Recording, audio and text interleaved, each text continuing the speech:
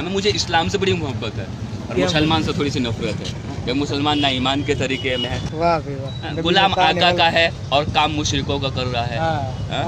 गुलाम आका का है और काम काका का कर रहा है, इब्लिस काका का। ओहो, तुम्हें पता है मुसलमानों, अल्लाह कहता है तुम्हारी इबादत की ज़रूरत नहीं है। अल्लाह कहता है मैं वो ताकत हूँ जो मैं हर शख्सियत को बदल सकता हूँ। वो वतुज़िल्लु मन तशा वतुइज़्ज़ु मन तशा, वो इज़्ज़त का देने वाला, ज़िल्लत का देने वाला, रोज़ी का देने वाला, रिज़्क़ का देने वाला। हाँ, रोज़ी के लिए रब को बुलाए बैठे हो। मोमिनो, तुम्हें तकब्बुर ना हो जाए इसलिए आयत नाजिल की है। अलम तर कैफ़ फ़अल रब्बुका बिअस्हाबिल फ़ील अलम यज़ल कैदहुम फ़ी तज़लील व अरसल अलैहिम तयरन अबाबिल तरमीहिम बिहिजारतिन मिन सिज्जिल फ़जअलहुम कअस्फिन माक़ूल।